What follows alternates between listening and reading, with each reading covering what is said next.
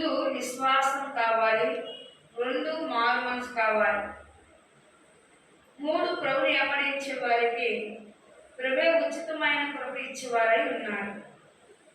మరి ఇక్కడ వాక్యం సెలవిస్తుంది ప్రియులారా, 3వ అధ్యాయము 18వ వచనంలో ఎదుట మనం చూస్తే వారు కన్నుల ఎదుట దేవుని భయం లేదు, వారు కన్నుల ఎదుట దేవుని భయం లేదు, ప్రతి నోరు ముయ్యబడినట్లు సర్వలోకముకు దేవుని శిక్ష ధర్మశాస్త్రం చెప్పుచున్న వాటన్నిటిని ధర్మశాస్త్రములో లోయనైన వారితో చెప్పుచున్నవని ఎరుగుదుము. హల్లెలూయా, హల్లెలూయా. అలా మనం చూస్తే పిల్లరా, ఇక్కడ ప్రతి నోరు మూయబడను, సర్వలోకానికి ఆయన వాగ్దానము ప్రారంభమవును. సమస్తమును కూడా ఆయన నమ్మిన వారు అపోస్తులైన బోధది. వాళ్ళు పొందినా పొందకపోయినా దేవుని నామమును ఎరిగి ఆయన వెంబడించేవారు కావాలి, మారు మనసు పొందేవారు కావాలి. చూడండి, వినేసి ఊరుకున్న వారి కంటే విని వాక్యం ఎలా ఉన్నదో అలా నడిచేవారు ధనులు. అక్కడ సున్నతి పొందితే ఏంటి, పొందకపోతే ఏంటి? రక్షణ తీసుకున్నారనుకోండి, రక్షణలో తీసుకున్న వారు దేవుని భయభక్తులు కలిగి దాని క్రియలు కనపరుచుకోవాలి. ఏ క్రియలు కనపరుచుకోకుండా రక్షించబడడం వల్ల దేవుని సంతోషమా? రక్షణ తీసుకుని చెప్పుకొని మారు మనసు లేకపోవడం వల్ల దేవుని సంతోషమా? మారు మనసు ఉండాలి, విశ్వాసం ఉండాలి, దేవుని యందు భయభక్తులు కలిగి కూడా ఉండాలి. దేవుని స్తోత్రం. హల్లెలూయా. అసలు వీడికి ఏం కావాలి అని ఆలోచించాడు ఏలియా. మరి తన పక్కనున్న శిష్యులను అడగా ఆయన అంటున్నాడంట, అయ్యా ఇవిడికి గర్భం తెరిచలేదు, ఇవిడికి పిల్లలు లేరయ్యా అని చెప్పాడు. సరే, తండ్రి ఎందుకు మరుగుపరిచారో, ఇవిడికి ఇంకా గర్భం తెరకుండా ఎందుకు ఉంచారో.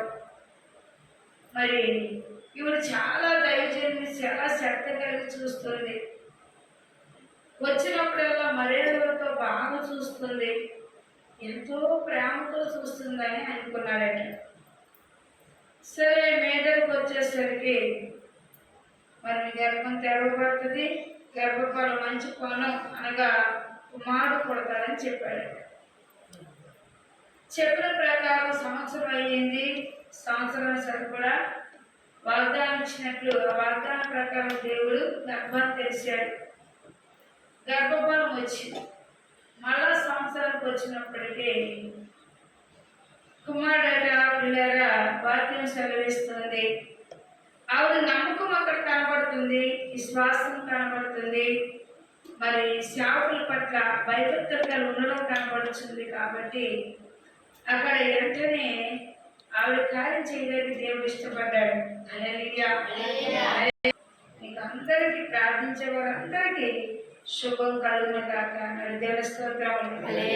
హల్లెలూయా.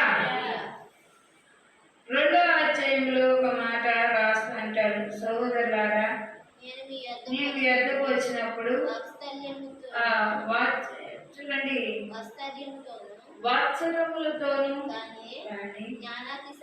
జ్ఞానాతిశయములతో కానీ దేవుని మార్పులు మీకు ప్రకటించు వచ్చున్నవాడును కానీ నేను యేసుక్రీస్తును అనగా సిలువ వేయబడిన యేసుక్రీస్తును తప్ప దేనిని మీ మధ్య నిరకుండా నిత్యముగా అనుకుంటాను. హల్లెలూయా. నేను ఇంకోరి గురించి చెప్పట్లేదు, వెంబడించిన యేసును తప్ప ఇంకొక దేవుళ్ళ గురించి నేనేమి చెప్పట్లేదు అన్నాడు. నేను వెంబడించిందే యేసు ప్రభుని, యేసు ప్రభు గురించి మాత్రమే చెప్తున్నాను అన్నాడు. ఇక్కడ షౌల్ గారు క్లియర్గానే మాట్లాడారు, ఆయన మాటలు బోధన ఉన్నత స్థితి కలిగి ఉన్నాయి. ఆ బోధన వినిచిన వారు కూడా యేసుక్రీస్తు సిలువేసిన ఆ సిలువేసిన యేసుని తప్ప మరి మరి దేనిని కూడా నేను మీ మధ్య ఎరగక ఉంటేనే ఇంకెవరి గురించి చెప్పట్లేదు అన్నాడు. ముందేమో సుభోజనం తెలియపరిచాడు, సంఘాన్ని అభివృద్ధిపరచమని దేవుణ్ణి అడిగాడు. 2 క్రియలను కనపరుచుకోమన్నాడు. 3 ఇక్కడ అంటాడు, సహోదరులను నేను ఎదుకు వచ్చినప్పుడు వాత్సల్యంతో ఉన్నా అన్నాడు. దేంతో ఉన్నాను? ఆత్మని రక్షించితే చాలు, ఆశ కలుపున్నా అన్నాడు. హల్లెలూయా, హల్లెలూయా. అందుకే ప్రియులారా, నేను ప్రకటించవచ్చువాను కాను, నేను యేసుక్రీస్తు అనగా సిలువేయబడిన యేసుక్రీస్తు తప్ప మరి దేనిని మీ మధ్య ఎరగాక ఉంటే నిశ్చయించుకుంటే వేరేగా ఏమని చెప్పాలనుకోవట్లేదు. ఎందుకంటే ఇంతకంటే గొప్ప దేవుడు లేడు, ఇతడే మా దేవుడు కాబట్టి ఆ యేసునామం గురించే నేను ప్రసంగం చేస్తున్నాను కాబట్టి అన్నాడు. అలాగే ప్రియుల వాక్యం సెలవిస్తుంది 3వ అధ్యాయము 15వ వచనంలో 15వ వచనంలో మనం చూస్తే ఇక్కడ అంటాడు, ఒకరి పని కాల్చివేయబడేలా వానికి నష్టము కలుగు, అతడు తన మట్టుకు రక్షించుకును కానీ అగ్నిలో నుండి తప్పించుకున్నకు రక్షించబడక ఉండెను. హల్లెలూయా. చూసారా, ఎవరు అగ్నిలో కుటుంబ వేయబడ్డారు, వారు మాత్రమే రక్షించబడ్డారు. నోవాహు కాలములో నోవాహు ప్రార్థన చేయగా నోవాహు కుటుంబం కనుగొచ్చబడింది. కానీ ప్రార్థన లేని వారందరూ కూడా అగ్నిలో కుటుంబం వేయకోకుండా అన్నాడు. అగ్ని అనగా పరిశుద్ధాత్మతో పరిశుద్ధపరచబడాలంటే మరి కంసాల వారిలాగా ఏమయ్యారట? అగ్నిలో పెట్టారట. దాన్ని రూపొందించాలంటే అది ఎప్పుడు అగ్నిలో కాలాలి. అది కాలి సువర్ణం అవ్వడానికి కంసాల వారు దాన్ని ఏం చేస్తారంట? దాని వేడి ఉన్నంత వరకు దాన్ని కొడతానే ఉంటాడు. దానిని కరిగించి ఒక వస్తువును తయారు చేస్తాడు. ఇక్కడ అంటున్నాడు షౌలు కొన్ని సంగతులు రాస్తూ అంటున్నాడు, ఎప్పుడైతే ప్రభు శ్రమను బాధను ఇబ్బందులు ఉన్నావో ఆయనే కుటుంబం వేసి పరిశుద్ధపరచడానికి ముందు అగ్నిలో వేస్తాడు. అగ్నిలో వేసిన బిడ్డ ఏమవుతుందంటే పరిశుద్ధపరచబడుతుంది, తన మనసు మారిపోతుంది, పాతలు గతిస్తున్నాయి, కొత్తవి నూతనవి ధరింప చేస్తున్నాడు. కాబట్టి మీరు ఎలా ఉంటున్నారంటే లోకంలో గొప్ప వెలుగై కనబడుతున్నారు. హల్లెలూయా, హల్లెలూయా. అందుకే ప్రియులారా, పునాది మీదను ఎదుటివాడు దాని అగ్నియే పరీక్షించను. పునాది మీద పడు కట్టిన పని నిలిచి నిలవాడు జీతం పుచ్చుకొని ఒకరి పని కాల్చివేయబడిన ఎడల వానికి నష్టమే కలుగు, అతడు తన నష్టములకు రక్షించుడు గాని అగ్నిలో నుండి తప్పించుకున్నకు రక్షించవారక ఉండెను. హల్లెలూయా. ఎవరి కాలే మారు మనసు కావాలి, ఎవరి కాలకే రక్షణ ఉండాలి, ఎవరి ప్రార్థన బట్టి వారికే దేవుడు ఆశీర్వదిస్తున్నాడు అంటున్నాడు. హల్లెలూయా, హల్లెలూయా. అందుకే ప్రియులారా, ఇక్కడ అపోస్తలుడైన పౌలు గారు ఇక్కడ ఆయన ఏమని బోధించారంటే యేసుక్రీస్తును తప్ప ఇంకా దేని నేను ఎరగక ఉంటే దేవుని స్తోత్రములు. హల్లెలూయా, హల్లెలూయా. చూసారా ప్రియులారా, వాక్యము సెలవిస్తూ ఉంది, చాలా ఉండాలని కోరుకుంటాం. దేవుడట హృదయ శుద్ధి కలిగి ఉన్నారేమో చూస్తున్నాడట. మీ హృదయం ఏమైనది? దేవుడికి ఆలయమై ఉన్నది. మరి ఆలయము పరిశుద్ధంగా ఉండాలి. మనము కూర్చున్న ఆలయమును పెద్దగా పరిశుద్ధపరచుచున్నాం. కానీ ప్రియులారా, మనం చూస్తే ఇక్కడ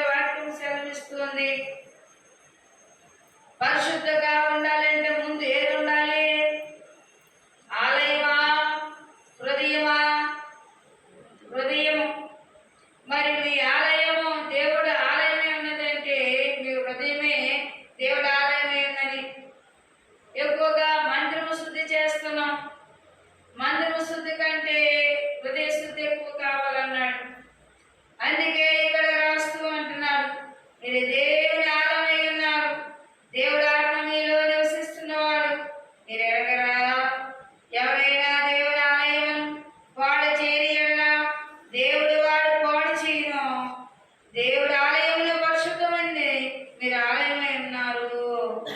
దేవుడి ఆలయం ఎప్పుడైతే పరిశుద్ధంగా ఉంచారో, ఆలయంలో ఉన్న సంఘ బిడ్డలను ఎవరైతే చెదరగొడుచున్నారో వారి హృదయాలను కూడా దేవుడు ఏం చేస్తారట? పాడు చేస్తారట. వారి ఇళ్ళను కూడా పాడు చేస్తారని రాయబడింది. అందుకే ఆలయంలో ఉన్న వారిని ఎవరు టచ్ చేయకూడదు. వారి ఇష్టమే వారు రావడం లేదు. మీరు అక్కడ పోకండి, ఇక్కడ పోకండి అనే ఒక మాటలు మనము చెప్పకూడదు. అలా చెప్పడం వల్ల దేవుడే ఇంకా చూడండి ఒక మాట రాయబడినది కిందగా చదివితే 17వ వచనంలో, ఎవరైనా దేవుని ఆలయం వాడు చేయని ఎడల దేవుడు వాని వాడు చేయి. దేవుడి ఆలయము పరిశుద్ధమైనది, మీరు ఆలయమే ఉన్నారు. ఎవడు తనకు తాను మోసపరుచుకోకూడదు. మీరు ఎవరైనా ఈ లోకమందు తాను జ్ఞానం అనుకోకూడదు. హల్లెలూయా, హల్లెలూయా. ఏమన్నాడు ప్రియులారా? మీరు దేవుడు ఆలయమై ఉన్నారు కాబట్టి ఆలయము శుద్ధిగా ఉంచుకోవాలి. మీ ఆలయం ఎలా ఉండాలి అంటే, ఈ ఆలయం ఎంత శుద్ధిగా ఉంటుంది. దీన్ని పరిశుద్ధపరుస్తూ ఉన్నారు, శుద్ధి చేస్తున్నారు. ధూళి లేకుండా, దుమ్ము లేకోకుండా, మట్టి అంటుకోకుండా శుభ్రం చేస్తున్నారు. అలాగే మీ హృదయమునకు ఒక పాపం అంటుకోకుండా చూసుకోమన్నాడు. అది షౌలు గారు చెప్తూ కొన్ని సంఘటనలు ఇక్కడ బోధిస్తూ అంటాడు. దేవుని స్తోత్రములు. హల్లెలూయా. 5వ అధ్యాయం 5వ వచనంలో మనం చూస్తే,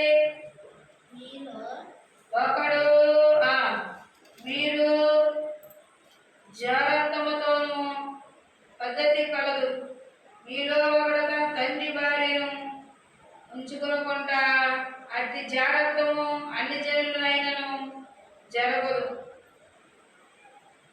జాగ్రత్త అంటే ఏంటి? అబద్ధం ఆడడం, ఇతరులని చోరీ చేయడం, ఇతర ఏవైనా ఆస్తులే కావచ్చు ఆశపడడం, ఇతరులది ఏదైనా కానీ దేనినైనా ఆశ కలిగి దాన్ని తీసుకురావడం, దొంగతనము, వ్యభిచారము.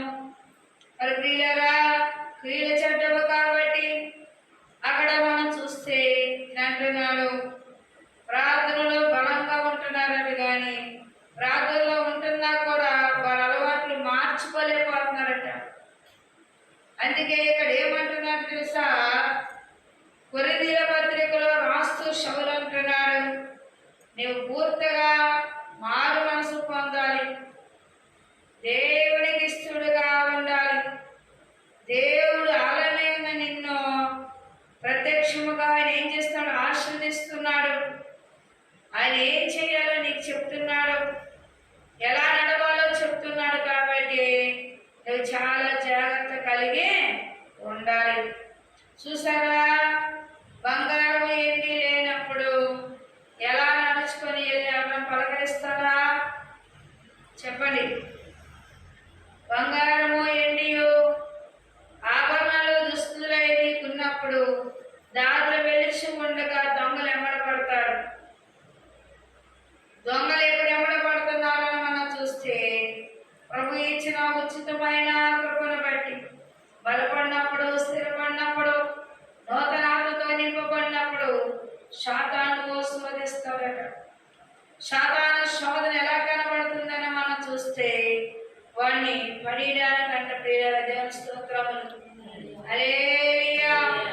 అందుకే ఇక్కడ మనం బిలాము దేవుడు మాట వినలేదు, సాతానుకు అప్పచెప్పాడు. ఆరాధించరా, గాడిద కూడా ఎదురు తిరిగింది. తనకు చేసిన పనిని గురించి చెప్తే వింటలేదు అని ఎదురు తిరిగితే, ఎన్నాళ్ళు నేను పోషించాను కదా, నువ్వెందుకు నా చెప్పిన మాట వింటలేదు అనుకున్నాడు బిలాము. బిలాము మాట విన గాడికి నోరు వాక్కినిచ్చాడంట దేవుడు.